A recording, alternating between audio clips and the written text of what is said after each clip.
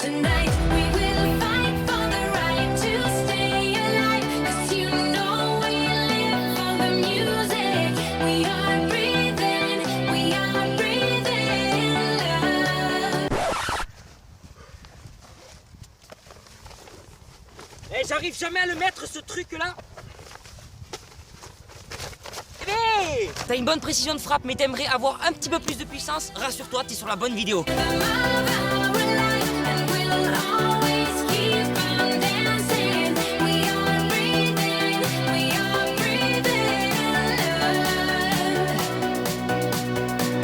Bienvenue à bord, me commande, j'espère que vous allez vraiment bien les amis. Écoutez-moi, pour ma part, j'ai la forme puisqu'aujourd'hui on va se retrouver pour un petit tuto foot. Effectivement, vous avez été nombreux, déjà je m'excuse pour ce vent qui me saoule déjà. Mais bon, les conditions météorologiques, on les contrôle pas trop. Bref, aujourd'hui on va tout simplement se retrouver pour un petit tuto, en fait, tout simplement sur la puissance de frappe. Vous êtes beaucoup à me demander comment est-ce que je fais pour mettre autant de force dans mes frappes. Alors il n'y a pas de secret les gars, c'est tout simplement une petite technique. Je suis loin d'avoir la meilleure frappe au monde, vraiment loin, mais bon, je me débrouille pas mal. Donc sans plus tarder, je vais vous apprendre un petit peu ça.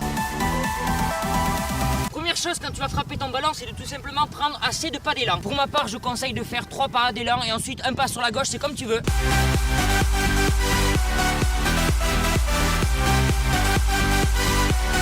Tu t'en doutes, dans un second temps, ce qui va vraiment être important, c'est ta course d'élan, voilà, et surtout le fait que ton pied d'appui soit assez loin de la balle, voilà, pour que tu puisses avoir une assez bonne puissance de frappe. En fait, faut se dire que plus ton pied d'appui sera loin, plus tu auras le temps de déployer ta jambe tel un avion et envoyer une lourde frappe. Oui, bon, la comparaison était pas ce qu'il y a de meilleur au monde, on va se le dire. Bref, je vous montre comment moi je fais personnellement.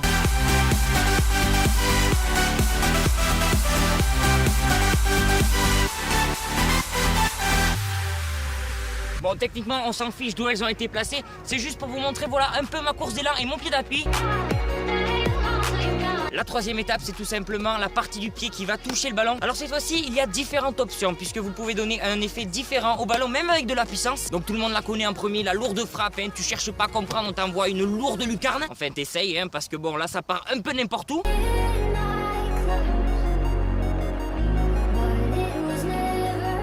Mais au fil des vidéos que j'ai tournées, je me suis rendu compte aussi que je pouvais le faire d'une autre manière et garder un peu plus de précision encore. Ça va tout simplement être une frappe coup du pied, intérieur du pied. Alors c'est pas un knuckleball, mais c'est une frappe puissante qui va faire hop-lay. Tu vois, comme ça, hop-lay, comme un coup de tennis. Deuxième comparaison nulle à chier.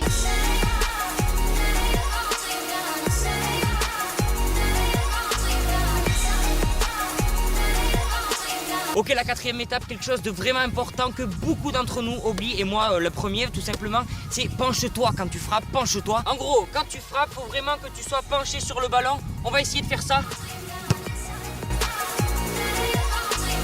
En comparaison, si tu te penches pas, voilà ce que ça donne. Premier 3 points. Et deuxième. La dernière partie, tu t'en doutes, c'est vraiment de continuer ton mouvement, voilà. Suis un peu le ballon avec ta jambe, histoire de donner encore un peu plus de puissance. Et puis tu as toutes les bases pour maîtriser cette technique, donc régale-toi. Et puis moi aussi, je vais me régaler et je vais mettre ça en pratique. Quand vous optez pour la deuxième solution, c'est-à-dire coup du pied intérieur, pensez à prendre un petit peu plus d'élan sur la gauche. C'est pas un enroulé, mais ça vous permet quand même d'avoir suffisamment d'espace pour tirer. Voyons donc ce que ça donne. Pas mal.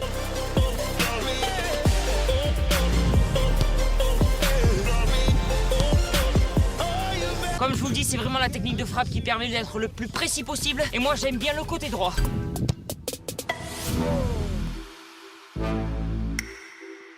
Je suis chaud là. Bon, maintenant on va faire la méthode un peu plus bourrin, c'est-à-dire tout simplement le coup du pied et on sait pas trop où ça part.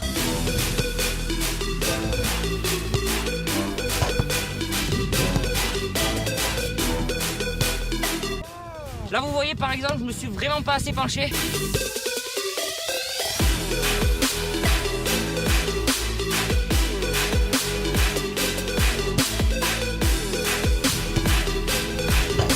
Là, c'est le moment où vous avez le seum.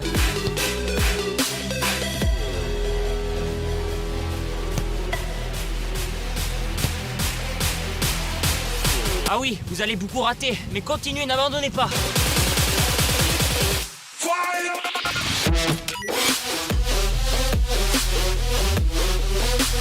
En espérant donc que cette vidéo vous aura plu et vous aura un peu plus aidé. Moi vraiment je privilégie la technique du coup du pied et de l'intérieur. C'est vraiment une technique qui permet d'avoir un peu plus de précision tout en maintenant la puissance. N'hésitez pas à me dire dans les commentaires ce que vous avez pensé de la vidéo. Et moi je vous dis à très bientôt pour une prochaine vidéo. Entraînez-vous bien et peace.